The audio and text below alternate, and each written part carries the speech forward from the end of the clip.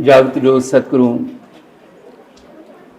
धन श्री गुरु ग्रंथ साहिब पातशाह जी की पावन हसूरी जुड़ बैठे समूह नगर निवासी गुरमुख प्यारिओ, मेरे सामने बैठे कौम दी खालसा जी के बोल बाले, पंथ की जीत दे वारस, धर्म के जयकार दे वारस, बहुत होनहार गुरसिख बच्चे बच्चियों, कलगीधर पातशाह हजूर की बख्शिश की गुरफतेह सांझी करिए जी। वाहिगुरू जी का खालसा, वाहिगुरू जी की फतेह। तुसीं फिक्र नहीं करना, बस ठीक है, वो अपने आनंद विच है, उन्होंने आपां बहुत प्यारे ने, साडे नालों सियाणे आ सारे। सब तो पहला तो दातार पातशाह जी का शुकराना करदिया होया इत्थों के प्रबंधक जनां नूं, यूनाइटेड सिक्स संस्था के समूह प्रबंधकां नूं, इन्हां बच्चिआं नूं ते इन्हां दे माता पिता, इन्हां सारिआं नूं मैं बहुत दिल दीआं गहराइयां विचों मुबारकबाद दिना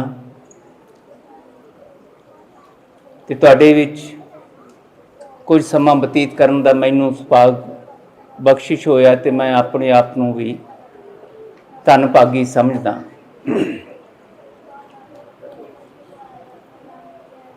इन्हां बच्चिआं नूं इत्थे बैठ के गुरबाणी नूं ज़बानी सुणाउंदिआं मैनूं चेते आ रहे सी वो पल जदों दूसरे पातशाह हजूर धन गुरु अंगद देव महाराज ने अपनी बहुत प्यारी होनहार बच्ची बीबी अमरो जी नूं बचपन दे विच ही इन्हां वांग गुरु नानक पातशाह की बख्शिश की गुरमत जुगत की गुड़ती दिती होवेगी। बीबी अमरो जी नूं इदां ही बाणी चेती कराई होवेगी ते जदों बीबी अमरो जी चढ़दी जवानी की उम्र विच पहुँचे, मुटियार अवस्था विच पहुँचे, आनंद कारज होया, उस वेले जिहड़ी सिक्ख्या उन्होंने दिती सी कि बेटा जदों तुसीं सहुरे घर विच जाना है, बाणी दा पल्ला नहीं छड्डना, उठदियां बैठदियां काम काज करदियां तुसीं कोई ना कोई शब्द जिहड़े तुहानूं याद ने वो उचारण करते रहना। जदों बाणी कंठ कीती हुई तुसीं काम काज करदियां उचारण करोगे, तुहाडी उचारण कीती हुई बाणी जे किसे होर परिवार दे जी दे कन्नी पै गई, बेटा तुहाडा ते भला होना है, वो सुनन वाले दा भी भला होवेगा। ते ये गुरु अंगद देव पातशाह जी दे मुख तो उपदेश रूप विच जिहड़े बचन तोरन लगिया अपनी बच्ची बीबी अमरो जी नूं उन्होंने याद करवाए सी, इहदा ही वो नतीजा निकलिया सी कि 60 साल की उम्र दे विच बाबा अमरदास जी जिहड़े अपनी जिंदगी दे 60 साल तक समय नूं तीर्थां ते जांदियां, इधर उधर यात्रावां करदियां, दान पुण्य कर्म कांड करदियां बतीत कर चुके सी, आनंद लभदे सी ते आनंद नहीं सी लभ्या। जीवन विच वो संतुष्टि, वो खुशी नहीं सी नसीब हुई जिहदी तलाश विच उन्होंने ये सारा कुछ कीता। पर वो सुलखणी घड़ी कैसी होवेगी जदों ਬੀਬੀ ਅਮਰੋ ਜੀ ਜਦੋਂ ਆਪਣੇ ਸਹੁਰੇ ਘਰ ਦੇ ਵਿੱਚ, ਜਿਹੜੀ ਕਿ ਬਾਬਾ ਅਮਰਦਾਸ ਸਾਹਿਬ ਜੀ ਦੀ ਭਤੀਜ ਨੂੰ ਲੱਗਦੀ ਸੀ, ਬਾਬਾ ਅਮਰਦਾਸ ਜੀ ਦੇ ਭਤੀਜੇ ਨੂੰ ਵਿਆਹੇ ਹੋਏ ਸੀਗੇ ਬੀਬੀ ਅਮਰੋ ਜੀ, ਉਹ ਜਦੋਂ ਕੰਮ ਕਾਜ ਕਰਦੇ ਆ ਘਰ ਵਿੱਚ,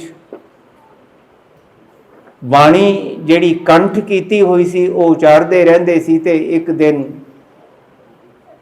ਬਾਬਾ ਅਮਰਦਾਸ ਜੀ ਉੱਥੋਂ ਲੰਘੇ ਤੇ ਬੀਬੀ ਅਮਰੋ ਜੀ ਰਸ ਨਾਲ ਉਹ ਕੰਠ ਕੀਤੀ ਬਾਣੀ ਨੂੰ ਉਚਾਰ ਰਹੇ ਸੀ। ਕੋਈ ਸ਼ਬਦ ਜਿਹੜਾ ਬਾਬਾ ਅਮਰਦਾਸ ਜੀ ਦੇ ਕੰਨੀ ਪਿਆ, ਬਸ ਉਹ ਖੇਡ ਵਾਪਰ ਗਈ। ਸੁਣਤੇ ਪੁਨੀਤ ਕਹਤੇ ਪਵਿੱਤ ਸਤਿਗੁਰ ਰਹਿਆ, ਭਰ ਪੂਰੇ ਦਾ ਸੱਚ ਪ੍ਰਗਟ ਹੋਇਆ। ਬਾਬਾ ਅਮਰਦਾਸ ਜੀ ਦੇ ਅੰਦਰ ਇੱਕ ਐਸੀ ਚੁਣਚੁਣੀ ਆਈ, ਇੱਕ ਐਸਾ ਅੰਦਰ ਉਹਨਾਂ ਨੂੰ ਅਕਹਿ ਜਿਹਾ ਸਵਾਦ ਮਹਿਸੂਸ ਹੋਇਆ, ਜਿਹੜਾ 60 ਸਾਲ ਦੀ ਉਮਰ ਤੱਕ ਸਾਰਾ ਕੁਝ ਕਰਦੇ ਆ, ਧਰਮ ਕਰਮ ਰੱਬ ਦੇ ਨਾਮ ਤੇ ਕਰਦੇ ਆ, ਉਹਨਾਂ ਨੂੰ ਨਹੀਂ ਸੀ ਪ੍ਰਾਪਤ ਹੋਇਆ। ਤੇ ਉਹ ਬੀਬੀ ਅਮਰੋ ਜੀ ਨੂੰ ਪੁੱਛਦੇ ਐ, ਇਹ ਜੋ ਕੁਝ ਤੁਸੀਂ ਬੋਲ ਰਹੇ ਸੀ ਬੇਟਾ, ਇਹ ਕੀ ਸੀ? ਤਾਂ ਬੀਬੀ ਅਮਰੋ ਜੀ ਨੇ ਦੱਸਿਆ ਸੀ, ਮੇਰੇ ਪਿਤਾ ਜੀ ਨੇ ਇਹ ਯਾਦ ਕਰਾਈ ਸੀ ਮੈਨੂੰ ਬਾਣੀ, ਇਹ ਗੁਰੂ ਨਾਨਕ ਦੇਵ ਮਹਾਰਾਜ ਦੀ ਬਾਣੀ ਹੈ। ਕਿੱਥੋਂ ਮਿਲੀ ਤੁਹਾਨੂੰ? ਇਹ ਮੇਰੇ ਪਿਤਾ ਜੀ ਨੇ ਮੈਨੂੰ ਯਾਦ ਕਰਾਈ ਸੀ। ਤੇ ਆਖਿਆ ਸੀ, ਬੇਟਾ ਸਹੁਰੇ ਘਰ ਵਿੱਚ ਇਹ ਕੰਠ ਕੀਤੀ ਹੋਈ ਬਾਣੀ ਨੂੰ ਭੁੱਲਿਓ ਨਾ, ਇਹਨੂੰ ਕੰਮ ਕਾਜ ਕਰਦੇ ਆ, ਉੱਠਦੇ ਆ ਬੈਠਦੇ ਆ, ਮੂੰਹ ਉਚਾਰਦੇ ਰਹੋ ਕੋਈ ਵੀ ਸ਼ਬਦ, ਇਹਦੇ ਨਾਲ ਤੁਹਾਡਾ ਵੀ ਭਲਾ ਹੋਵੇਗਾ, ਸੁਣਨ ਵਾਲੇ ਦਾ ਵੀ ਭਲਾ ਹੋਵੇਗਾ। ਪਿਤਾ ਜੀ ਮੈਂ ਤੇ ਆਪਣੇ ਪਿਤਾ ਜੀ ਦਾ ਹੁਕਮ ਮੰਨ ਕੇ ਇਹ ਕਰਦੇ ਯਾਰ। ਤੇ ਉਹੀ ਸਮਾਂ ਸੀ ਜਦੋਂ ਬਾਬਾ ਅਮਰਦਾਸ ਜੀ ਨੇ ਆਖਿਆ, ਬੇਟਾ ਜਿੱਥੋਂ ਤੁਹਾਨੂੰ ਇਹ ਦਾਤ ਮਿਲੀ ਹੈ, ਮੈਨੂੰ ਵੀ ਫਿਰ ਉੱਥੇ ਲੈ ਚੱਲੋ, ਮੈਂ ਵੀ ਇਹ ਦਾਤ ਪ੍ਰਾਪਤ ਕਰਨੀ ਚਾਹੁੰਦਾ, ਕਿਉਂਕਿ ਮੈਨੂੰ ਅੱਜ ਜੋ ਆਨੰਦ ਤੁਹਾਡੇ ਕੋਲੋਂ ਇਹ ਬਾਣੀ ਸੁਣ ਕੇ ਆਇਆ, ਅੱਜ ਤੱਕ ਨਹੀਂ ਸੀ। ਬੜੇ ਧਰਮ ਕਰਮ ਕੀਤੇ, ਬੜੀਆਂ ਤੀਰਥ ਯਾਤਰਾਵਾਂ ਕੀਤੀਆਂ, ਬਹੁਤ ਰੱਬ ਦੇ ਨਾਮ ਤੇ ਜੋ ਕੁਝ ਮੈਨੂੰ ਧਰਮੀ ਅਖਾਉਣ ਵਾਲੇ ਵਿਦਵਾਨਾਂ ਪੰਡਤਾਂ ਨੇ ਆਖਿਆ, ਮੈਂ ਉਹ ਸਾਰਾ ਕੁਝ ਕੀਤਾ, ਪਰ ਜਿਸ ਆਨੰਦ ਦੀ ਮੈਨੂੰ ਤਲਾਸ਼ ਸੀ ਉਹ ਨਹੀਂ ਪ੍ਰਾਪਤ ਹੋਇਆ। ਪਰ ਅੱਜ ਮੈਨੂੰ ਲੱਗਦਾ ਹੈ ਕਿ ਜਿਸ ਆਨੰਦ ਦੀ ਮੈਨੂੰ ਖੋਜ ਸੀ, ਉਹ ਮੈਂ ਤੁਹਾਡੇ ਮੂੰਹੋਂ ਉਚਾਰਨ ਕੀਤੀ ਹੋਈ ਬਾਣੀ ਨੂੰ ਸੁਣ ਕੇ ਮਹਿਸੂਸ ਕਰ ਰਿਹਾ। ਇਹੋ ਹੀ ਉਹ ਪਲ ਸੀ ਜਿਨ੍ਹਾਂ ਨੇ ਬਾਬਾ ਅਮਰਦਾਸ ਜੀ ਨੂੰ ਗੁਰੂ ਅੰਗਦ ਸਾਹਿਬ ਜੀ ਦੇ ਹਜ਼ੂਰੀ ਵਿੱਚ ਲਿਜਾ ਕੇ ਗੁਰੂ ਨਾਨਕ ਪਾਤਸ਼ਾਹ ਦਾ ਬਖਸ਼ਿਸ਼ ਕੀਤਾ ਹੋਇਆ ਇਹ ਸ਼ਬਦ, ਇਹ ਗੁਰਬਾਣੀ ਝੋਲੀ ਪਵਾਉਣ ਦੀ ਉਹ ਪਿਆਸ, ਉਹ ਇੱਛਾ ਪੈਦਾ ਕੀਤੀ। ਗੁਰੂ ਸਾਹਿਬ ਦੇ ਕੋਲ ਜਦੋਂ ਗਏ, ਤੁਸੀਂ ਸ਼ਾਇਦ ਸਾਖੀਆਂ ਸੁਣੀਆਂ ਹੋਣਗੀਆਂ, ਗੁਰੂ ਅੰਗਦ ਸਾਹਿਬ ਜੀ ਨੇ ਦੇਖਿਆ ਕਿ ਕੁੜਮ ਘਰ ਆ ਰਹੇ ਨੇ, ਤੇ ਉੱਠ ਕੇ ਸਤਿਕਾਰ ਵਜੋਂ ਦਰਬਾਰ ਵਿੱਚ ਜਦੋਂ ਉਹ ਕੁੜਮਾਂ ਵਾਲਾ ਆਦਰ ਦੇਣ ਲੱਗੇ, ਤੇ ਬਾਬਾ ਅਮਰਦਾਸ ਜੀ ਕਹਿੰਦੇ, ਅੱਜ ਮੈਂ ਕੁੜਮ ਬਣ ਕੇ ਨਹੀਂ ਆਇਆ, ਅੱਜ ਮੈਂ ਉਹ ਕੁਝ ਲੈਣ ਵਾਸਤੇ ਆਇਆ ਜੋ ਤੁਸੀਂ ਆਪਣੀ ਬੱਚੀ ਨੂੰ ਬਚਪਨ ਤੋਂ ਦਿੱਤਾ ਹੈ, ਅੱਜ ਉਹ ਮੈਨੂੰ ਵੀ ਦਿਓ। ਤੇ ਮਹਾਰਾਜ ਕਹਿੰਦੇ, ਅਮਰਦਾਸ ਜੀ ਫਿਰ ਉਹ ਇੱਦਾਂ ਨਹੀਂ ਮਿਲਦੀ, ਉਹਦੇ ਲਈ ਤੇ ਫਿਰ ਸਿੱਖੀ ਕਮਾਉਣੀ ਪੈਂਦੀ ਹੈ। ਤੇ ਤੁਹਾਨੂੰ ਪਤਾ ਹੋਵੇ ਕਿ ਬਾਬਾ ਅਮਰਦਾਸ ਜੀ ਨੇ ਆਖਿਆ, ਮੈਨੂੰ ਮਨਜ਼ੂਰ ਹੈ। 11 ਸਾਲ ਲੱਗੇ ਉਸ ਬਾਣੀ ਦੀ ਸੰਗਤ, ਉਸ ਬਾਣੀ ਦੀ ਕਮਾਈ ਕਰਨ। ਤੇ ਫਿਰ ਉਹ ਬਾਬਾ ਅਮਰਦਾਸ ਜੀ ਜਿਹੜੇ 60 ਸਾਲ ਦੀ ਉਮਰ ਵਿੱਚ ਗੁਰੂ ਦੀ ਹਜ਼ੂਰੀ ਵਿੱਚ ਆਉਂਦੇ ਹੈ, 11 ਸਾਲ ਫਿਰ ਗੁਰੂ ਅੰਗਦ ਸਾਹਿਬ ਦੇ ਸਿੱਖ ਬਣ ਕੇ ਇਸ ਬਾਣੀ ਦੀ ਦਾਤ ਜਿਹੜੀ ਬੀਬੀ ਅਮਰੋ ਜੀ ਨੂੰ ਬਚਪਨ 'ਚ ਪ੍ਰਾਪਤ ਹੋਈ ਸੀ, ਉਹ ਦਾਤ ਪ੍ਰਾਪਤ ਕਰਕੇ ਇੱਕ ਦਿਨ ਆਉਂਦਾ ਹੈ ਜਿਸ ਦਿਨ ਗੁਰੂ ਅੰਗਦ ਦੇਵ ਪਾਤਸ਼ਾਹ ਇਸੇ ਹੀ ਗੁਰਤਾ ਗੱਦੀ ਤੇ, ਜਿੱਥੇ ਅੱਜ ਧੰਨ ਗੁਰੂ ਗ੍ਰੰਥ ਸਾਹਿਬ ਮਹਾਰਾਜ ਪ੍ਰਕਾਸ਼ਮਾਨ ਨੇ, ਇੱਥੇ ਹੀ ਵਿਰਾਜਦੇ ਹੁੰਦੇ ਸੀ ਇਸੇ ਗੁਰਤਾ ਗੱਦੀ ਤੇ, ਇੱਥੋਂ ਉੱਠ ਕੇ ਉੱਥੇ ਆ ਗਏ ਤੇ ਇੱਥੋਂ ਬਾਬਾ ਅਮਰਦਾਸ ਜੀ ਨੂੰ ਚੁੱਕ ਕੇ ਉੱਥੇ ਬਿਠਾਇਆ। ਆਖਿਆ, ਤੁਹਾਡੀ ਇਹ ਸ਼ਬਦ ਦੀ ਕਮਾਈ ਸਫਲ ਹੋਈ, ਤੁਹਾਡੇ ਅੰਦਰ ਗੁਰੂ ਨਾਨਕ ਦੀ ਜੋਤ ਪ੍ਰਗਟ ਹੋਈ, ਮੈਂ ਤੁਹਾਡੀ ਇਸ ਸਿੱਖ ਵਾਲੀ ਕਾਲ ਕਮਾਈ ਨੂੰ ਨਮਸਕਾਰ ਕਰਦਾ। 5 ਪੈਸੇ ਨਰੇਲ ਰੱਖ ਕੇ ਮੱਥਾ ਟੇਕਿਆ। ਕਹਿੰਦੇ ਮੈਂ ਤੁਹਾਡੀ ਇਸ ਕਮਾਈ ਤੋਂ ਸਦਕੇ ਜਾ ਕੇ ਅੱਜ ਗੁਰੂ ਨਾਨਕ ਦੀ ਜੋਤ ਦਾ ਤੁਹਾਡੇ ਅੰਦਰ ਪ੍ਰਕਾਸ਼ ਕਰਦੇ ਹਾਂ। ਤੁਹਾਨੂੰ ਗੁਰੂ ਨਾਨਕ ਦੀ ਗੱਦੀ ਤੇ ਤੀਸਰਾ ਵਾਰਿਸ ਗੁਰੂ ਅਮਰਦਾਸ ਸਾਹਿਬ ਦੇ ਰੂਪ ਦੇ ਵਿੱਚ ਸਥਾਪਿਤ ਕਰਦਾ ਇਹ ਐਲਾਨ ਕੀਤਾ। ਭਾਈ ਸਾਹਿਬ ਭਾਈ ਗੁਰਦਾਸ ਜੀ ਇਸ ਦਾ ਜ਼ਿਕਰ ਕਰਦੇ ਨੇ ਕਿ ਸਿੱਖ ਰੂਪ ਦੇ ਵਿੱਚ ਆਏ ਬਾਬਾ ਅਮਰਦਾਸ ਗੁਰੂ ਦੇ ਰੂਪ ਵਿੱਚ ਪ੍ਰਕਾਸ਼ਮਾਨ ਹੋਏ। ਸ਼ੁਰੂ ਹੁੰਦੀ ਹੈ ਜ਼ਿੰਦਗੀ ਸਾਡੀ ਮਨੁੱਖ ਕਹਾਉਣ ਵਾਲਿਆਂ ਦੀ ਅਗਿਆਨਤਾ ਤੋਂ, ਨਾ ਸਮਝੀਆਂ ਤੋਂ, ਬੇਸੰਜਮੇਪਣ ਤੋਂ, ਬੇਧਿਆਨੇਪਣ ਤੋਂ, ਲਾਪਰਵਾਹੀਆਂ ਤੋਂ। ਮੈਂ ਇਸ ਕਰਕੇ ਆਖਿਆ ਸੀ ਇਹ ਮੌਜ ਹੈ। ਬਚਪਨ ਵਿੱਚ ਆਪਾਂ ਵੀ ਇੱਦਾਂ ਹੀ ਕਰਦੇ ਆਏ ਹਾਂ ਸਾਰੇ। ਇੱਦਾਂ ਦੀਆਂ ਹੀ ਲਾਪਰਵਾਹੀਆਂ, ਇੱਦਾਂ ਦੀਆਂ ਹੀ ਸ਼ਰਾਰਤਾਂ, ਇੱਦਾਂ ਦੀਆਂ ਹੀ ਚੰਚਲਤਾਂ ਸਾਨੂੰ ਕਰਨਾ ਚੰਗੀਆਂ ਲੱਗਦੀਆਂ। ਉਹ ਤੁਸੀਂ ਹੁਣ ਸਰਟੀਫਿਕੇਟ ਦੇ ਦਿੱਤੇ, ਉਹਨਾਂ ਨੂੰ ਲੱਗਦਾ ਅਸੀਂ ਬਹੁਤ ਅਮੀਰ ਹੋ ਗਏ ਹਾਂ, ਬਹੁਤ ਵੱਡੀਆਂ ਸਾਡੀਆਂ ਪ੍ਰਾਪਤੀਆਂ ਹੋ ਗਈਆਂ ਨੇ। ਇਹ ਖੁਸ਼ੀ ਸਾਂਝੀ ਕਰਨੀ ਜਿਹੜੀ ਹੈ ਨਾ, ਇਹਦੀ ਵਿਆਖਿਆ ਨਹੀਂ ਹੋ ਸਕਦੀ ਹੁੰਦੀ। ਇਹ ਕਿਸ ਤਰ੍ਹਾਂ ਦੀ ਖੁਸ਼ੀ ਸੰਤੁਸ਼ਟੀ ਮਹਿਸੂਸ ਕਰ ਰਿਹਾ ਜੇ ਆਪਾਂ ਬਚਪਨ ਦੇ ਦਿਨਾਂ ਵਿੱਚ ਜੇ ਸਾਨੂੰ ਕੋਈ ਇੱਦਾਂ ਦੀ ਪ੍ਰਾਪਤੀ ਹੋਈ ਹੋਏਗੀ ਤੇ ਜ਼ਰੂਰ ਚੰਗਾ ਚੰਗਾ ਲੱਗਣਾ ਚਾਹੀਦਾ। ਇਹਨਾਂ ਬੱਚਿਆਂ ਨੂੰ ਖੁਸ਼ੀ ਮਾਣਨ ਦਿਓ, ਕਿਉਂਕਿ ਇਹ ਖੁਸ਼ੀ ਦੇ ਹੱਕਦਾਰ ਤੁਸੀਂ ਬਣਾਉਣ ਵਿੱਚ ਆਪੋ ਆਪਣਾ ਹਿੱਸਾ ਪ੍ਰਬੰਧਕਾਂ ਦੇ ਰੂਪ ਵਿੱਚ, ਉਸਤਾਦਾਂ ਦੇ ਰੂਪ ਵਿੱਚ, ਮਾਂ ਪਿਓ ਦੇ ਰੂਪ ਵਿੱਚ ਪਾਇਆ। ਇਸ ਕਰਕੇ ਮੈਂ ਤੁਹਾਨੂੰ ਮੁਬਾਰਕ ਦਿੰਦਾ। ਇਸੇ ਕਰਕੇ ਮੈਂ ਤੁਹਾਨੂੰ ਤੇ ਇਹਨਾਂ ਬੱਚਿਆਂ ਨੂੰ ਖੁਸ਼ਕਿਸਮਤ ਸਮਝਦਾ। ਇਸ ਦੁਨੀਆ ਦੇ ਰੰਗ ਤਮਾਸ਼ਿਆਂ ਦੀ, ਵਿਕਾਰੀ ਬਿਰਤੀਆਂ ਦੇ ਪ੍ਰਭਾਵ ਵਾਲੀ ਦੁਨੀਆ ਦੀ ਭੀੜ ਵਿੱਚੋਂ ਕੱਢ ਕੇ ਤੁਸੀਂ ਇਹ ਫਰਜ਼ ਗੁਰਸਿੱਖਾਂ ਵਾਲਾ, ਸਿੱਖ ਮਾਂ ਪਿਓ ਵਾਲਾ ਅਦਾ ਕਰਨ ਦਾ ਯਤਨ ਕੀਤਾ। ਇਸ ਕਰਕੇ ਤੁਸੀਂ ਖੁਸ਼ਕਿਸਮਤ ਹੋ ਕਿ ਤੁਹਾਨੂੰ ਮਹਾਰਾਜ ਨੇ ਇਸ ਜੋਗਾ ਬਣਾਇਆ। ਮੈਨੂੰ ਬਹੁਤ ਖੁਸ਼ੀ ਵੀ ਹੈ, ਪਰ ਮੈਨੂੰ ਇਸ ਗੱਲ ਦਾ ਹਿਰਖ ਵੀ ਹੈ। ਮੈਂ ਹਮੇਸ਼ਾ ਇਹ ਕਹਿਣਾ ਹੁੰਦਾ, ਸਿੱਖ ਨੂੰ ਨਿਰਾਸ਼ ਹੋਣ ਦੀ ਆਗਿਆ ਨਹੀਂ ਹੈ, ਪਰ ਕਿਤੇ ਕਿਤੇ ਉਦਾਸੀ ਆਉਂਦੀ ਹੈ, ਨਿਰਾਸ਼ਾ ਨਹੀਂ। ਐਡਾ ਵੱਡਾ ਇਹ ਨਗਰ ਭਾਈ ਰਣਧੀਰ ਸਿੰਘ ਨਗਰ ਗੁਰਮੁਖ ਪਿਆਰੀ ਰੂਹ ਦੇ ਨਾਮ ਤੇ ਵਸਿਆ ਹੋਇਆ, ਜਿੱਥੇ ਹਜ਼ਾਰਾਂ ਦੀ ਗਿਣਤੀ 'ਚ ਸਿੱਖ ਏਡੇ ਵੱਡੇ ਗੁਰਦੁਆਰੇ ਵਿੱਚ ਤੁਹਾਡੀ ਆਉਣ ਵਾਲੀ ਪੰਥ ਦੇ ਚੜ੍ਹਦੀ ਕਲਾ ਦੀ ਵਾਰਸ ਪਨੀਰੀ ਇਹਨੇ ਇਹ ਦਾਤ ਪ੍ਰਾਪਤ ਕੀਤੀ ਹੋਵੇ ਨੇ ਤੇ ਤੁਸੀਂ ਆ ਗਿਣਤੀ ਦੇ ਸਰੀਰ ਇੱਥੇ ਬੈਠੇ ਹੋਵੋ, ਇਹਦੇ ਵਿੱਚ ਮੈਨੂੰ ਉਦਾਸੀ ਹੈ, ਮੇਰੇ ਅੰਦਰ ਇਹ ਹਿਰਖ ਹੈ।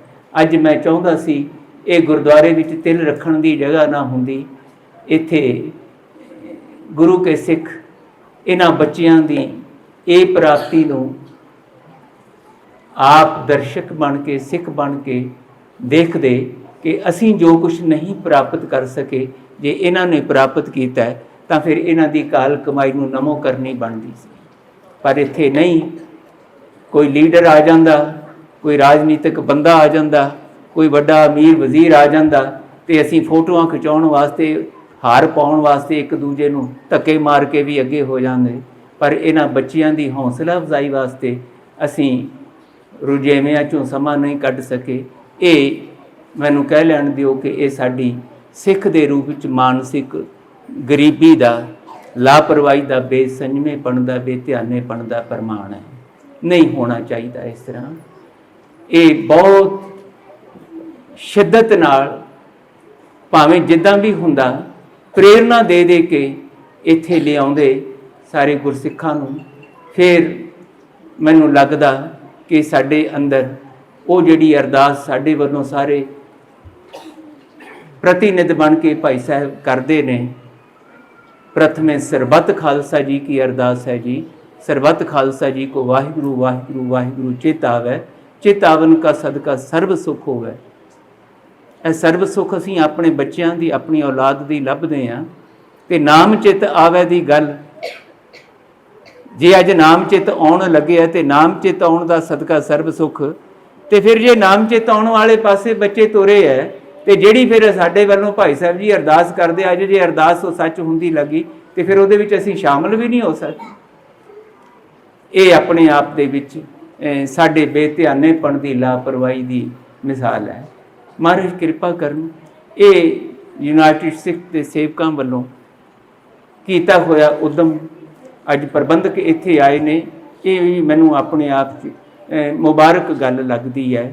ਨਹੀਂ ਤੇ ਪ੍ਰਬੰਧਕ ਜਾਨ ਗੁਰਦੁਆਰਿਆਂ ਵਿੱਚ ਮੈਂ ਦੇਖਦਾ ਮੇਰੀ ਜ਼ਿੰਦਗੀ ਦੇ ਪੂਰੇ ਸਮੇਂ ਵਿੱਚੋਂ ਲਗਭਗ 55-56 ਸਾਲ ਹੋ ਗਏ ਨੇ ਮਾਲਕ ਦੇ ਦਰ ਤੇ ਚੌਰਬਰਦਾਰੀ ਕਰਦਿਆਂ, ਜਾਂ 45 ਕੁ ਸਾਲ ਹੋ ਗਏ ਮੈਨੂੰ ਅਧਿਆਪਕ ਦੇ ਤੌਰ ਤੇ ਇਹ ਸੇਵਾ ਨਿਭਾਉਂਦੇ ਆ।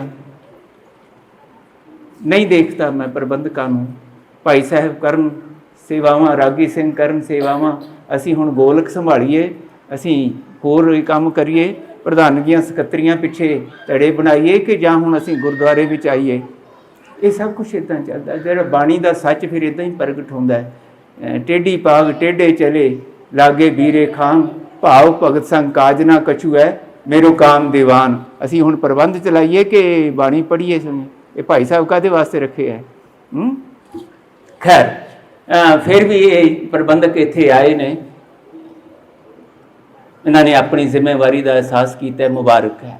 ਪਾਤਸ਼ਾਹ ਇਹਨਾਂ ਨੂੰ ਹੋਰ ਜ਼ਿਆਦਾ ਇਸ ਪੱਖੋਂ ਚੇਤਨਾ, ਗੁਰਮਤਿ ਚੇਤਨਾ ਬਖਸ਼ਿਸ਼ ਕਰਨ, ਮੇਰੀ ਅਰਦਾਸ। ਮੈਂ ਤੁਹਾਨੂੰ ਇੱਕ ਗੱਲ ਕਹਿਣੀ ਚਾਹੁੰਦਾ, ਇਹ ਲਹਿਰ ਜਿਹੜੀ ਗੁਰਬਾਣੀ ਕੰਠ ਦੀ ਤੁਸੀਂ ਸ਼ੁਰੂ ਕੀਤੀ, ਨਿਤਨੇਮ ਕੰਠ ਲਹਿਰ, ਮੁਬਾਰਕ ਹੈ। ਇਸ ਨੂੰ ਜਿੱਦਾਂ ਦੱਸ ਰਹੇ ਸੀ ਕਿ ਇਹਨੂੰ ਅਸੀਂ ਬੱਚਿਆਂ ਨੂੰ ਛੱਡਣਾ ਨਹੀਂ, ਚਲਾਉਣਾ ਆ ਕੇ, ਬਹੁਤ ਵੱਡੀ ਸੋਚ ਹੈ, ਬਹੁਤ ਕੀਮਤੀ ਸੋਚ ਹੈ। ਬਸ ਇਹਦੇ ਵਿੱਚ ਇਸ ਸੋਚ ਨੂੰ ਹੋਰ ਸਮੇਂ ਦੇ ਹਾਣੀ ਬਣਾ ਕੇ ਸਜਾਉਣ ਦੀ, ਸਵਾਰਨ ਦੀ, ਪੋਲਿਸ਼ ਕਰਨ ਦੀ ਲੋੜ ਹੈ। ਤੁਸੀਂ ਆਪ ਹੀ ਇੱਕ ਗੱਲ ਆਖੀ ਕਿ ਹੁਣ ਸਮਾਂ ਆ ਗਿਆ ਟੈਕਨੋਲੋਜੀ ਦਾ, ਆਰਟੀਫਿਸ਼ੀਅਲ ਇੰਟੈਲੀਜੈਂਸ ਦਾ, ਬਹੁਤ ਤੇਜ਼ੀ ਨਾਲ ਸਮੇਂ ਦੇ ਸੰਸਾਰ ਦੇ ਹਾਲਾਤ ਬਦਲਣੇ ਨੇ, ਮਨੁੱਖੀ ਸਮਾਜ ਦੇ ਬਦਲ ਰਹੇ ਨੇ। ਦੇਖਦਿਆਂ ਦੇਖਦਿਆਂ ਅਸੀਂ ਇਕੱਲੇ 50 ਹੀ ਨਹੀਂ ਟੱਪੇ, 50 ਸਾਲ ਪਿੱਛੇ ਵੀ ਹਾਂ ਅਸੀਂ। ਇਹ ਬੱਚੇ ਸਾਡੇ ਨਾਲੋਂ 50 ਸਾਲ ਅੱਗੇ ਹੋ ਗਏ ਨੇ। ਅੱਜ ਮੂੰਹ 'ਚੋਂ ਲਾਲਾਂ ਵਗਦੀਆਂ ਤੇ ਐ ਮੋਬਾਈਲ ਚਲਾਉਂਦੇ ਆ, ਟੀਵੀ ਦੇ ਉਹ ਰਿਮੋਟ ਚਲਾਉਂਦੇ ਆ। ਪਤਾ ਨਹੀਂ ਇਹਨਾਂ ਨੂੰ ਕਿੱਥੋਂ ਜਨਮ ਤੋਂ ਹੀ ਉਹ ਕਿਹੜੇ ਬਟਨ ਨਾਲ ਕਿਹੜਾ ਚੈਨਲ ਆ ਜਾਣਾ ਤੇ ਕਿਹੜੇ ਨਾਲ, ਸਭ ਪਤਾ ਇਹਨਾਂ ਨੂੰ। ਸੱਚ ਇਹ ਹੈ ਕਿ ਮੈਨੂੰ ਅੱਜ ਤੱਕ ਵੀ ਉਹ 2-3 ਗੱਲਾਂ, 4 ਗੱਲਾਂ ਤੋਂ ਵੱਧ ਮੋਬਾਈਲ ਬਾਰੇ ਵੀ ਨਹੀਂ ਪਤਾ। ਲੋੜ ਨਾਲ ਮਤਲਬ ਕੰਮ ਸਰ ਜਾਂਦਾ। ਬਾਕੀ ਮੈਂ ਕਹਿੰਦਾ, ਮੈਨੂੰ ਬੱਚਿਆਂ ਨੂੰ ਕਹਿ ਦੇਣਾ ਜਾਂ ਵਿਦਿਆਰਥੀ ਨੂੰ, ਆਪਾਂ ਨੂੰ ਦੱਸ ਦਿਓ ਕਿ ਤਾਂ ਮੇਰਾ ਕਰ ਦਿਓ। ਇਹ ਬੱਚੇ ਮੈਂ ਦੇਖਦਾ ਲਾੜਾਂ ਵਗਦੀਆਂ, ਪਰ ਉਹਦੇ ਨਾਲ ਕੁਝ ਗੱਲਾਂ ਜਿਹੜੀਆਂ ਨਾ ਮਾਵਾਂ ਬੈਠੀਆਂ ਨੇ, ਪਿਓ ਵੀ ਬੈਠੇ ਆ, ਕੁਝ ਸਮਝਣ ਦੀ ਲੋੜ ਹੈ। ਬਾਰ-ਬਾਰ ਅਸੀਂ ਵਿਦਵਾਨ ਮੇਰੇ ਕੋਲ ਆਉਂਦੇ ਆ, ਅਨੰਦਪੁਰ ਸਾਹਿਬ ਸੈਮੀਨਾਰ ਕਰਦੇ ਹਾਂ, ਅਸੀਂ ਵਰਕਸ਼ਾਪਸ ਲਾਉਂਦੇ ਹਾਂ, ਇਹ ਵਿਚਾਰਾਂ ਕਰ ਰਹੇ ਹਾਂ। ਮੈਂ ਦੁਨੀਆ ਦੇ ਵਿੱਚ ਇੰਟਰਫੇਥ ਕਾਨਫਰੰਸਿਸ ਵਿੱਚ ਜਾ ਕੇ ਬਹੁਤ ਕੁਝ ਦੇਖ ਰਿਹਾ। 30-35 ਸਾਲ ਹੋ ਗਏ ਨੇ ਦੁਨੀਆ ਦੇ ਧਾਰਮਿਕ ਮੁਖੀਆਂ ਨਾਲ, ਵਿਦਵਾਨਾਂ ਨਾਲ, ਸਾਇੰਸਦਾਨਾਂ ਨਾਲ ਬੈਠਦੇ ਹਾਂ। ਅੱਜ ਹਰ ਕੌਮ ਦੇ ਮੁਖੀ ਫਿਕਰਮੰਦ ਨੇ। ਯਹੂਦੀ ਕੌਮ ਜਿਹੜੀ ਅੱਜ ਇਜ਼ਰਾਈਲ ਦੇ ਵਿੱਚ ਲੜਾਈ ਹੋ ਰਹੀ ਹੈ, ਦੁਨੀਆ ਦੀ ਸਭ ਤੋਂ ਪੜ੍ਹੀ ਲਿਖੀ ਔਰ ਅਮੀਰ ਕੌਮ, ਸਮਰੱਥ ਕੌਮ, ਦਿਮਾਗਦਾਰ ਕੌਮ ਗਿਣੀ ਜਾਂਦੀ ਹੈ।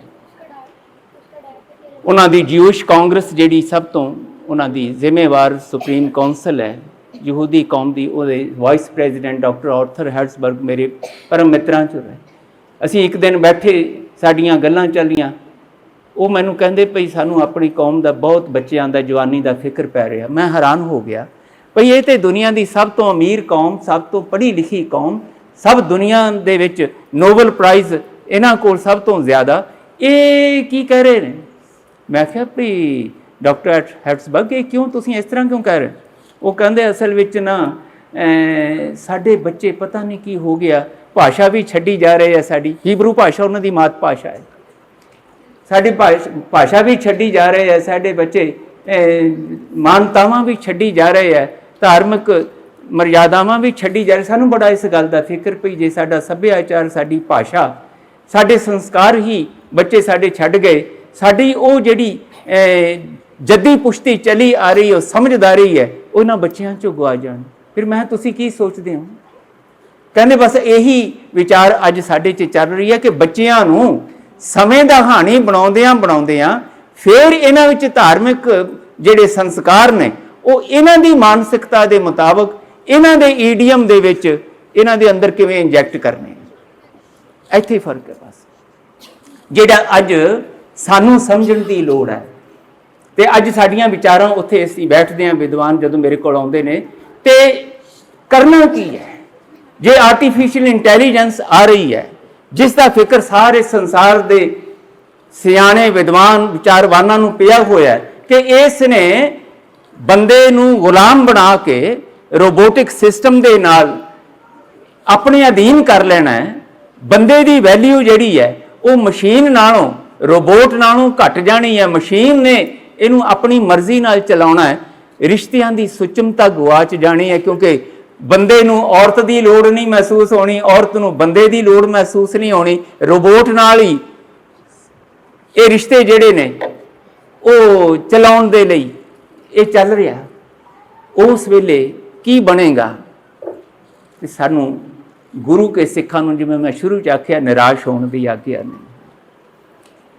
ਇਹੋ ਹੀ ਉਹ ਸਮਾਂ ਹੈ ਜਦੋਂ ਇਹ ਜਿਹੜੀ ਬਾਣੀ ਤੁਸੀਂ ਕੰਠ ਕਰਵਾ ਰਹੇ ਹੋ ਨਾ, ਮੈਂ ਜਿਹੜੀ ਤੁਹਾਨੂੰ ਗੱਲ ਕਹਿਣੀ ਸੀ ਉਹ ਇਸ ਕਰਕੇ, ਇਸ ਪੱਖ ਤੋਂ ਕਹਿਣੀ ਸੀ ਕਿ ਇਸ ਗੁਰਬਾਣੀ ਕੰਠ ਲਹਿਰ ਦੇ ਨਾਲ ਨਾਲ ਇੱਕ ਹੋਰ ਸ਼ਾਮਲ ਕਰ ਲਓ ਇਹਦੇ ਵਿੱਚ ਕਿ ਜਿੰਨੀਆਂ ਬਾਣੀਆਂ ਬੱਚਿਆਂ ਨੂੰ ਚੇਤੇ ਹੈ ਨਾ, ਉਹ ਭਾਵੇਂ ਸਾਲ ਲਾਓ, 2 ਸਾਲ ਲਾਓ, 3 ਸਾਲ ਲਾਓ, ਬਹੁਤ ਸਹਿਜ ਵਿੱਚ ਇੱਕ ਇੱਕ ਪੌੜੀ ਦਾ ਹੀ, ਇੱਕ ਇੱਕ ਸ਼ਬਦ ਦਾ ਵਿਚਾਰ ਸਹਿਜ ਪਾਠ, ਅਰਥਾਂ ਸਹਿਤ ਪਾਠ ਕਰਨ ਦੀ ਆਦਤ ਪਾਓ।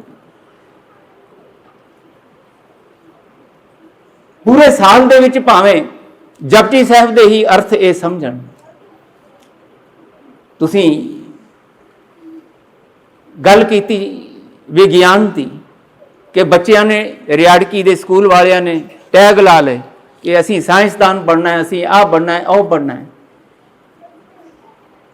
ਅਸੀਂ ਜਦੋਂ ਇਹ ਕਹਿੰਦੇ ਹਾਂ ਕਿ ਗੁਰੂ ਗ੍ਰੰਥ ਸਾਹਿਬ ਦੀ ਬਾਣੀ ਜਿਹੜੀ ਹੈ ਉਹ ਮੋਸਟ ਸਾਇੰਟੀਫਿਕ ਹੈ, ਉਹ ਦੁਨੀਆ ਦੇ ਸਰਵਕਾਲੀ ਸਰਵਦੇਸ਼ੀ ਸੱਚ ਨੂੰ ਪ੍ਰਕਾਸ਼ਿਤ ਕਰਨ ਵਾਲੀ ਹੈ। ਕੋਈ ਵੀ ਸਾਇੰਸ ਦੀ ਇਹੋ ਜਿਹੀ ਗੱਲ ਨਹੀਂ ਹੈ ਜਿਹੜੀ ਗੁਰਬਾਣੀ ਦੇ ਵਿੱਚੋਂ ਅਧਿਆਤਮਕ ਪੱਖੋਂ ਸਪਸ਼ਟ ਸਿੱਧ ਨਾ ਹੋ ਸਕਦੀ ਹੋਵੇ।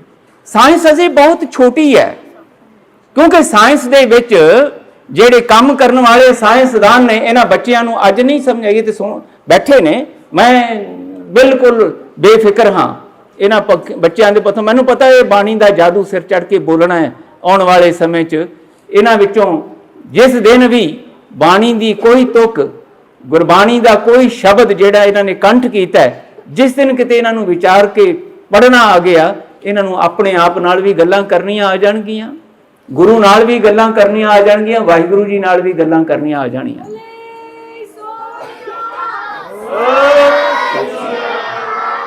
ਇਹ ਮੇਰਾ ਐਵੇਂ ਭਾਵਕ ਹੋ ਕੇ ਆਖਿਆ ਕੋਈ ਲਫ਼ਜ਼ ਨਹੀਂ ਹੈ।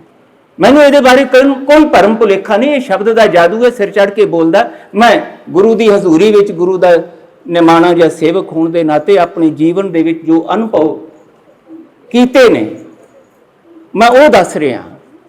ਇਹ ਰੁਲਿਆਂ ਖੋਲਿਆਂ ਨੂੰ ਦੁਨੀਆ ਦੇ ਵਿੱਚ ਮਾਣ ਮਰਾਤਬਾ ਦਿਵਾਉਣ ਵਾਲੀ ਇਹ ਦਾਤ ਹੈ ਔਰ ਮੈਂ ਆਪਣੇ ਜੀਵਨ ਦੇ ਅਨੁਭਵ ਵਿੱਚੋਂ ਦੱਸ ਰਿਹਾ।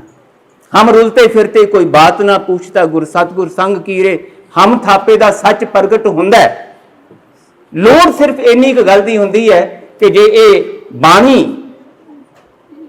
ਜਿਹਦੇ ਬਾਰੇ ਮਹਾਰਾਜ ਗੁਰੂ ਅਮਰਦਾਸ ਸਾਹਿਬ ਖੁਦ ਕਹਿੰਦੇ ਨੇ, ਇਹ ਬਾਣੀ ਜੋ ਜੀਉ ਜਾਣਾ ਤਿਸ ਅੰਤਰ ਰਵੈ ਹਰ ਨਾਮਾ, ਜੋ ਜੀਉ ਜਾਣਾ, ਜਿਸ ਨੂੰ ਹਿਰਦੇ ਦੇ ਕਰਕੇ ਇਹਦੇ ਨਾਲ ਜਾਣ ਪਛਾਣ ਬਣਾਉਣੀ ਆ ਗਈ। ਮਹਾਰਾਜ ਕਹਿੰਦੇ ਨਾਮ ਸਿਮਰਨ ਕਰਨਾ ਨਹੀਂ ਪੈਂਦਾ, ਚੱਲ ਪੈਂਦਾ। ਵਾਹਿਗੁਰੂ ਦੀ ਸਿਫਤ ਸਲਾਹ ਆਪੇ ਹੀ ਚੱਲ ਪੈਂਦੀ ਹੈ। ਇਹ ਸਤਿਗੁਰੂ ਦੇ ਨਾਲ ਬਾਬਾ ਅਮਰਦਾਸ ਜੀ ਵਾਂਗ ਮਿਲਾ ਦਿੰਦੀ ਹੈ, ਉਸ ਗੁਰਤਾ ਗੱਦੀ ਦਾ ਰੂਪ ਬਣਾ ਦਿੰਦੀ ਹੈ। ਹਰ 'ਚ ਸੰਭਾਵਨਾ ਪਈ ਹੈ, ਇਹਨਾਂ ਸਾਰਿਆਂ ਬੱਚਿਆਂ 'ਚ ਸੰਭਾਵਨਾ ਪਈ ਹੈ। ਔਰ ਇਸ ਕਰਕੇ ਮੈਂ ਅਰਦਾਸ ਕਰਨੀ ਹੈ, ਇਹਨਾਂ ਬੱਚਿਆਂ ਵਾਸਤੇ ਅਰਦਾਸ ਕਰਕੇ ਤੁਹਾਡੇ ਕੋਲ ਵਿਦਾ ਲੈਣੀ ਹੈ। ਜੋ ਕੁਝ ਅਸੀਂ ਪ੍ਰਾਪਤ ਨਹੀਂ ਕਰ ਸਕੇ ਆਪਣੀ ਜ਼ਿੰਦਗੀ ਦੇ ਵਿੱਚ, ਅਸੀਂ ਕਰਜ਼ਈ ਹਾਂ। ਅਸੀਂ ਰੋਜ਼ ਅਰਦਾਸ ਦੇ ਵਿੱਚ ਕਹਿੰਦੇ ਹਾਂ, ਤਿਨਾਂ ਦੀ ਕਮਾਈ ਦਾ ਧਿਆਨ ਕਰਕੇ ਬੋਲੋ ਜੀ ਵਾਹਿਗੁਰੂ। ਜਿਨ੍ਹਾਂ ਨੇ ਨਾਮ ਜਪਿਆ, ਜਿਨ੍ਹਾਂ ਨੇ ਵੰਡ ਛਕਿਆ, ਜਿਨ੍ਹਾਂ ਨੇ ਦੇਗ ਚਲਾਈ, ਤੇਗ ਵਾਹੀ, ਜਿਨ੍ਹਾਂ ਨੇ ਧਰਮ ਹੇਤ ਸੀਸ ਦਿੱਤੇ, ਜਿਨ੍ਹਾਂ ਸਿੰਘਾਂ ਸਿੰਘਣੀਆਂ ਨੇ ਸਿੱਖੀ ਕੇਸਾਂ ਸਵਾਸਾਂ ਨਾਲ ਨਿਭਾਈ, ਤਿਨਾਂ ਦਾ ਧਿਆਨ ਕਰਕੇ ਨਹੀਂ, ਤਿਨਾਂ ਦੀ ਕਮਾਈ ਦਾ ਧਿਆਨ ਕਰਕੇ ਬੋਲੋ ਜੀ ਵਾਹਿਗੁਰੂ ਆਖਦੇ ਆ। ਸਾਡੇ ਕੋਲ ਇਹ ਫਿਕਰੇ ਸਿਰਫ ਫਿਕਰੇ ਰਹਿ ਗਏ ਨੇ, ਉਹਨਾਂ ਦੀ ਕਮਾਈ ਦਾ ਧਿਆਨ ਅਸੀਂ ਨਹੀਂ ਧਰ ਰਹੇ। ਜੇ ਉਹ ਧਰਿਆ ਹੁੰਦਾ ਤਾਂ ਫਿਰ ਆ ਜਿਹੜੀ ਖੇਰੂ ਖੇਰੂ ਹੋ ਗਈ ਕੌਮ, ਟੁਕੜਿਆਂ 'ਚ ਵੰਡੀ ਗਈ, ਜ਼ਾਤਾਂ ਪਾਤਾਂ ਦੇ ਨਾਮ ਤੇ, ਧੜਿਆਂ ਦੇ ਨਾਮ ਤੇ ਆ ਛੋਟੀਆਂ ਛੋਟੀਆਂ ਭੁੱਖਾਂ ਦੇ ਨਾਮ ਤੇ, ਇਹ ਨਹੀਂ ਸੀ ਹੋਣਾ, ਇਹ ਨਹੀਂ ਸੀ ਹੋਣਾ। ਅਸੀਂ ਆ ਜਨਾਨੀ ਹੈ, ਇਹ ਬੰਦਾ ਹੈ, ਇਹ ਪਤਾ ਨਹੀਂ ਕੀ ਮੈਂ ਨਹੀਂ ਉਸ ਪਾਸੇ ਜਾਣਾ, ਇਹ ਬੱਚਿਆਂ ਦੀ ਗੱਲ ਮੈਂ ਇਸ ਕਰਕੇ ਕਹਿ ਰਿਹਾ ਵੀ ਜੋ ਭੁੱਲਾਂ ਸਾਡੇ ਕੋਲੋਂ ਸਿੱਖ ਦੇ ਤੌਰ ਤੇ ਹੋਈਆਂ ਹੁੰਦੀਆਂ ਆ ਰਹੀਆਂ ਨੇ, ਨਹੀਂ ਅਸੀਂ ਸਮਝ ਪਾ ਰਹੇ। ਮੇਰੀ ਅਰਦਾਸ ਹੈ ਦਾਤਾਰ ਪਾਤਸ਼ਾਹ ਇਹਨਾਂ ਬੱਚਿਆਂ ਨੂੰ ਉਹ ਸਮਝ ਦੇ ਦੇਣ, ਸਿੱਖੀ ਸਮਝ ਦੇ ਦੇਣ, ਜਿਹੜੀ ਬੀਬੀ ਅਮਰੋ ਜੀ ਨੂੰ ਗੁਰਦੇਵ ਪਿਤਾ ਧੰਨ ਗੁਰੂ ਅੰਗਦ ਦੇਵ ਸਾਹਿਬ ਕੋਲੋਂ ਮਿਲੀ ਤੇ ਉਹਨਾਂ ਨੇ ਆਪਣੀ ਕਮਾਈ ਦੇ ਨਾਲ ਆਪਣੇ ਹੀ ਸਵਾਸਾਂ ਦਾ ਭਲਾ ਨਹੀਂ ਕੀਤਾ, ਬਾਬਾ ਅਮਰਦਾਸ ਜੀ ਵਰਗੇ ਆਪਣੇ ਪਿਤਾ ਸਹੁਰਾ ਸਾਹਿਬ ਦਾ ਵੀ ਭਲਾ ਕਰਨ ਵਾਸਤੇ ਉਹ ਸੰਯੋਗ ਬਣਾਤਾ। ਇਸੇ ਕਰਕੇ ਗੁਰੂ ਨੇ ਆਖਿਆ ਗੁਰਸਿੱਖਾਂ ਦੀ ਸੰਗਤ ਵਿੱਚ ਬੈਠੋ, ਜਾਓ। ਸਾਨੂੰ ਤੇ ਬੈਠਣਾ ਨਹੀਂ ਆਇਆ, ਗੁਰੂ ਕਿਰਪਾ ਕਰੇ ਇਹਨਾਂ ਨੂੰ ਬੈਠਣਾ ਆ ਜਾਏ। ਤੁਹਾਡੀ ਪ੍ਰੇਰਨਾ ਨਾਲ, ਤੁਹਾਡੀਆਂ ਅਰਦਾਸਾਂ ਨਾਲ ਇਹ ਬੱਚੇ ਉਹ ਸਾਰਾ ਕੁਝ ਬਾਬਾ ਅਮਰਦਾਸ ਜੀ ਵਾਂਗ ਗੁਰੂ ਘਰ ਚੋਂ ਪ੍ਰਾਪਤ ਕਰ ਸਕਣ, ਜਿਨ੍ਹਾਂ ਦੀ ਸੰਭਾਵਨਾ ਇਹਨਾਂ ਸਾਰਿਆਂ ਦੇ ਜੀਵਨ ਵਿੱਚ ਹੈ। ਗੁਰੂ ਸਾਹਿਬ ਕਿਰਪਾ ਕਰਨ, ਇਹਨਾਂ ਯੂਨਾਈਟਿਡ ਸਿੱਖ ਵਾਲੇ ਗੁਰਮੁਖਾਂ ਦਾ ਇਹ ਉਦਮ ਸਫਲਾ ਹੋਵੇ।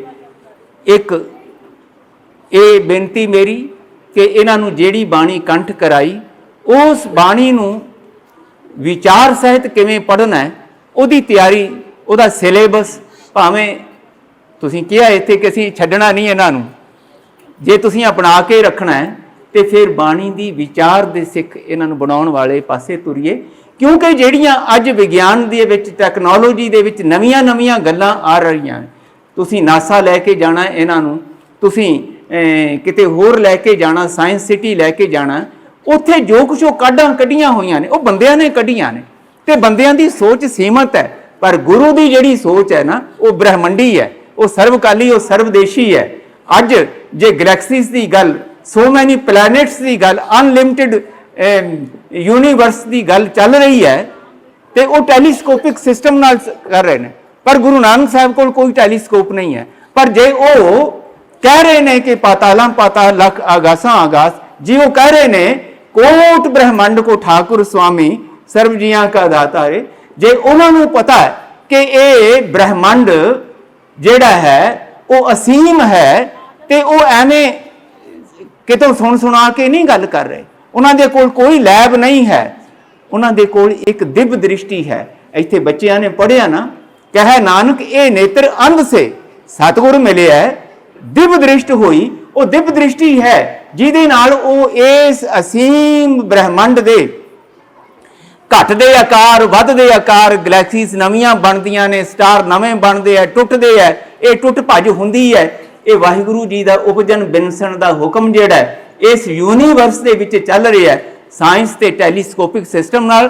ਪਰ ਗੁਰੂ ਸਾਹਿਬ ਕੋਲ ਦਿਵ ਦ੍ਰਿਸ਼ਟੀ ਹੈ ਜਿਹੜੀ ਉਸ ਵੇਲੇ ਉਹ ਬਿਆਨ ਕਰ ਰਹੇ ਹੈ। ਜਿਸ ਦਿਨ ਬੱਚਿਆਂ ਨੂੰ ਇਹ ਬਾਣੀ ਦੇ ਰਾਹੀਂ, ਵਿਚਾਰ ਰਾਹੀਂ ਇਹ ਸੱਚ ਸਮਝ ਆਉਣ ਲੱਗਣਗੇ ਨਾ, ਤੇ ਫਿਰ ਇਹਨਾਂ ਨੂੰ ਲੱਗੇਗਾ ਵੀ ਇਹ ਸਾਇੰਸਦਾਨ ਤਾਂ ਜਿਹੜੇ ਨੇ ਗੁਰੂ ਨਾਨਕ ਸਾਹਿਬ ਜੀ ਦੀ ਬਖਸ਼ਿਸ਼ ਕੀਤੀ ਹੋਈ ਇਸ ਅਧਿਆਤਮ ਗਿਆਨ ਦੇ ਸਾਹਮਣੇ ਬਹੁਤ ਛੋਟੇ ਨੇ, ਕਿਣਕੇ ਨੇ।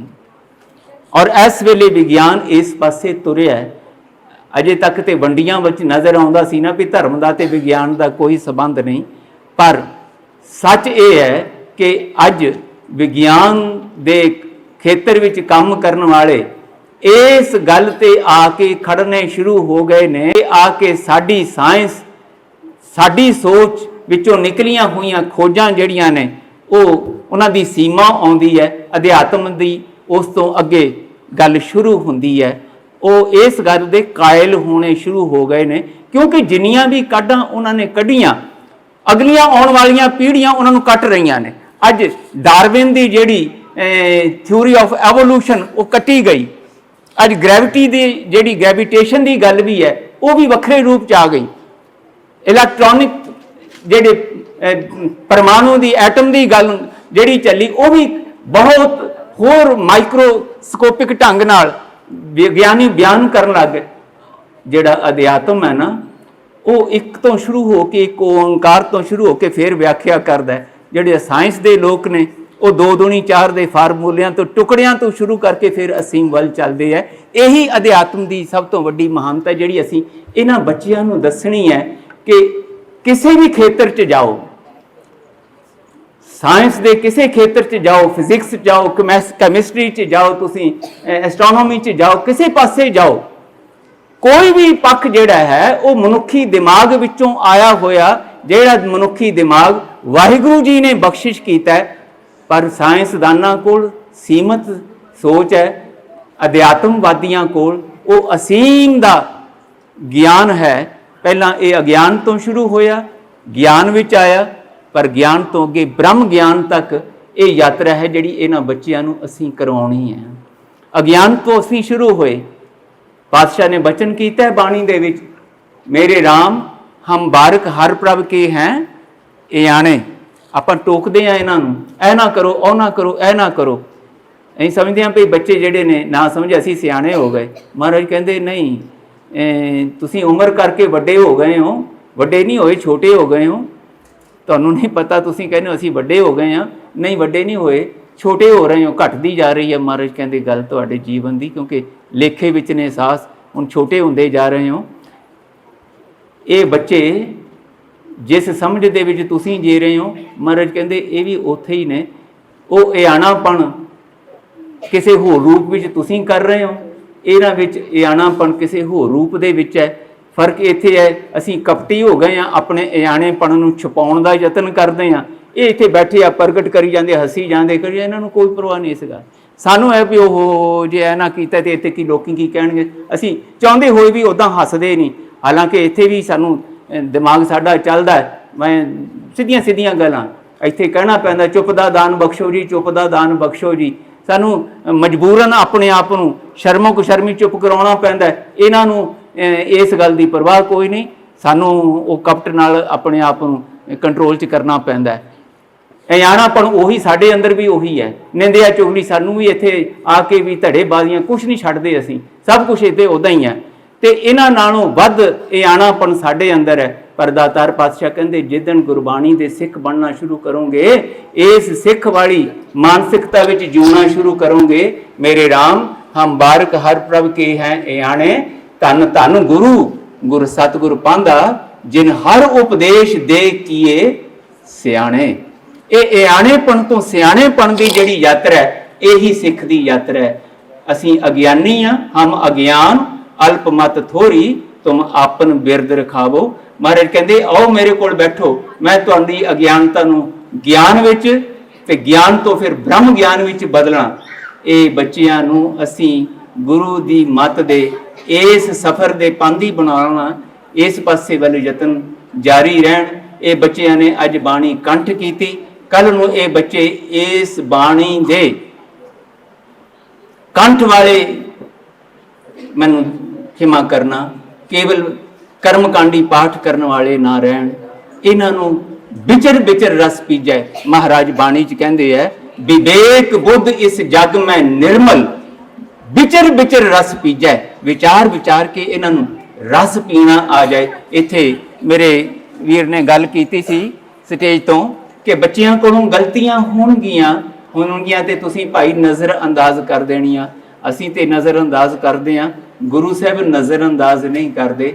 ਗੁਰੂ ਸਾਹਿਬ ਤੇ ਕੋਲ ਬਿਠਾ ਕੇ ਪਿਆਰ ਦਿੰਦੇ ਹੈ ਵੀ ਇੱਥੇ ਤੱਕ ਤੇ ਕਿਤੇ। ਹੁਣ ਅਸੀਂ ਹੁਣ ਵੀ ਭਾਈ ਸਾਹਿਬ ਜੀ ਨੇ ਕਹਿਣਾ ਨਾ, ਪਾਤਸ਼ਾਹ ਬਾਣੀ ਪੜ੍ਹੀ ਸੁਣੀ, ਭੁੱਲਾਂ ਚੁੱਕਾਂ ਹੋਈਆਂ ਖਿਮਾ ਕਰ ਦਿਓ, ਅੱਗੇ ਤੋਂ ਸਮਤ ਬਖਸ਼ਿਓ।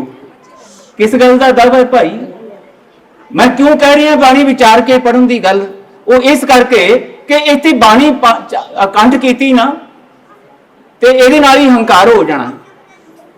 ਸਾਡੇ ਬੱਚਿਆਂ ਨੇ ਇਹਨੇ ਬਾਣੀ ਯਾਦ ਕੀਤੀ, इन्हां बच्चों के नाल ही किसी ने गल की देन तुहानूं ते कख भी नहीं आउंदा, दोस्तां नूं सहेलियां नूं देखो मैं इन्नी बाणी चाहत के बस उत्थे गए असीं।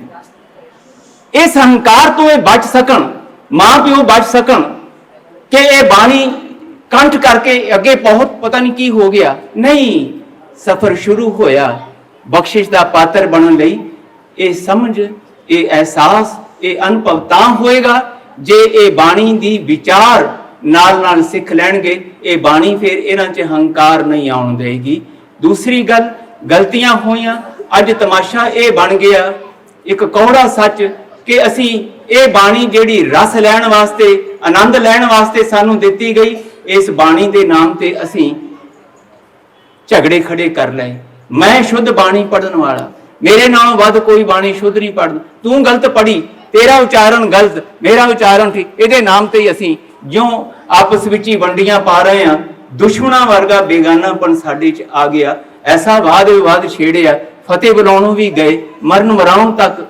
मैं ज्यादा बाणी नूं जानण वाला, शुद्ध पढ़न वाला, मैनूं ज्यादा बस गुरु करे इन्हां बच्चियां विच ये हौमे दी बिरती, वाद विवाद दी बिरती ना आवे। बस बस ये ना आवे। ये बाणी कंठ कीती हुई दा कदे भी मान ना करन, शुक्र वाली बिरती च आ सकन। तुसी प्रबंधक जिन्हां ने करवाया, गुरु ने तुहाडे कोलों करवा लिया, तुसी भी शुक्र विच आओ, ये भी शुक्र विच आउण, मां प्यो भी शुक्र विच आउण, हौमे ते बच सकीए। क्योंकि महाराज कहंदे दीर्घ रोग है, ये बैकडोर तो किसी वेले भी प्रवेश कर जाता है। ते थोड़ी जी भी जिहड़ी मैं तक की संभावना वो बड़ी खतरनाक होंदी है। तुरना ते सिक्खी दे मार्ग ते है, तू तू करता तू हुआ, मुझ में ना हूं। ते जे हूं वाली बिरती, मैं इन्ना पाठ कंठ कर लिया, मेरे पुत्र ने, मेरी धी ने इन्नी बाणी कंठ कर रही। सुनो मैं तुहानूं सुणाउणा, अंकल अपने अंकल नूं सुणाओ, अपनी आंटी नूं सुणाओ। बस उत्थे असीं भर गए हंकार नाल। ये प्रबंधक भी यूनाइटेड सिख वाले भर गए हंकार नाल कि असीं इन्नी सेवा कीती, असीं बस उत्थे सिੱਖੀ वाली गल वो पिछे रह जाएगी। होर जो मर्जी तुसीं एक दूजे दे नाम दे जयकारे गुजारो, एक दूजे दी सिफत कर लो, वो सब अपनी दुनियादारी है। पर जे गुरु दे नाल सिख वाला रिश्ता बनाउणा है, उत्थे ते महाराज कहंदे जब हम होते तब तू नाही, अब तू ही मैं नाही। जो कुछ होया चंगा तो चंगा होया, वाहिगुरु जी मेरे सतगुरु जी तुसीं साडे कोलों करवा लिया। साडे कोलों समझ समर्था नहीं सी कि असीं ये कर सकदे, बहुत कुछ हो रहा, पर यह जो कुछ तुसीं कर लिया ये गुरु दे निरोल बख्शिश दा प्रतख प्रमाण है। गुरु साहब तुहाडे अंग संग होण, ये मां प्यो भी ते तुसीं भी एक ऐसा काफिला इन्हां बच्चियां लई सतसंगियां वाला बना सको, एक सुच्ची जी रिश्तियां दी सांझ सिੱਖੀ वाली बन सके। ये बच्चे बच्चियां सतसंगी रिश्ते आपस विच ही बना सकन। रज के इन्हां नूं प्यार दिओ, इन्हां दे बॉस ना बनो, इन्हां दे उत्ते बॉस वाला रोब दावना पा तैनूं कख नहीं पता, निक्की निक्की गल ते टोका टुकाई नहीं। इन्हां बच्चियां नाल दोस्तां वांग सहेलियां वांग रिश्ते बनाओ, कदी तुहाडा साथ नहीं छड्डणगे। मैनूं इस विच कोई भरम भुलेखा नहीं। जिदन बॉस बन के तुसीं चलोगे असीं तुहाडे मां प्यो होने आ, ते फिर उदन फिर शिकवे आउणगे, बच्चे साडी सुणदे नहीं, ते बच्चे भी कहंदे मां प्यो साडी सुणदे नहीं। ये कम्यूनीकेशन गैप, ये जनरेशन गैप दिन ब दिन जिहड़ा वधदा जा रहा, रिश्तियां दी सुचमता गवाचदी जा रही है। पहला पति पत्नी असीं बने पूर्वले संजोगां नाल, फिर सिख पति पत्नी किवें बनना है ये गुरु कोल बैठ के जाच सीखनी सी। लावां वेले सानू यही सिੱਖਿਆ ਦਿੱਤੀ ਜਾਂਦੀ भी लावां वेले हुण सुणे कौन लावां, उत्थे ते होर ही ढोल ढमक्कियां विच पहलां ते अजे रिश्तियां वाले गीत चलदे सी, हुण तां वो डीजे ते होर ऊट पटांग जो कुछ आ गया ढोल ढमक्कियां वाला। ते भाई साहब भी उड़ीकदे रहिंदे बेचारे 3-3 4-4 घंटे भी किहड़े वेले आउण ते आनंद कारज होवे। ते उस वेले फिर भाई साहब नूं कहंदे छेती छेती करो, सिख पति पत्नी किवें बनना सीखना है। ते फिर घरां दे विच बच्चे आ गए, सिख मां प्यो बनना सी, धर्मी मां प्यो बनना सी, वो कुछ होर दा होर ही बन गया। मैं ये गल्लां कह के तुहाडे कोलों विदायगी रुखसत लैनी है कि आने वाले समय विच जदों ये टैक्नोलॉजी आर्टिफिशियल इंटैलीजेंस ਤੁਹਾਡੇ ਉੱਤੇ, ਤੁਹਾਡੇ ਬੱਚਿਆਂ ਤੇ ਆਪਣਾ ਪ੍ਰਭਾਵ ਪਾ ਕੇ ਇਹਨਾਂ ਦੇ ਅੰਦਰ ਨਕਾਰਾਤਮਕਤਾ, ਨੈਗੇਟਿਵਿਟੀ ਲਿਆਵੇ। ਉਸ ਤੋਂ ਪਹਿਲਾਂ ਗੁਰੂ ਦੇ ਸ਼ਬਦ ਦਾ ਪਹਿਰਾ ਸੁਰਤੀਆਂ ਬਿਰਤੀਆਂ ਤੇ ਆਪਣੇ ਘਰਾਂ ਵਿੱਚ ਅਸੀਂ ਲੈ ਆਈਏ। ਤਾਂ ਅੱਜ ਯਾਦ ਰੱਖਿਓ, ਸਮੇਂ ਦੇ ਵਿਦਵਾਨਾਂ ਨੇ, ਵਿਗਿਆਨੀਆਂ ਨੇ ਇਹ ਗੱਲ ਪ੍ਰਵਾਨ ਕੀਤੀ ਹੋਈ ਹੈ ਕਿ ਆਉਣ ਵਾਲਾ ਸਮਾਂ ਜੇ ਇਸ ਸੰਸਾਰ ਦੇ ਵਿੱਚ ਕਿਸੇ ਵੀ ਬੰਦੇ ਨੇ ਸੰਤੁਸ਼ਟੀ ਭਰਿਆ ਜੀਵਨ ਜਿਉਣਾ ਤੇ ਉਹਨੂੰ ਗੁਰੂ ਗ੍ਰੰਥ ਸਾਹਿਬ ਜੀ ਦੀ ਲੋੜ ਪੈਣੀ ਹੈ।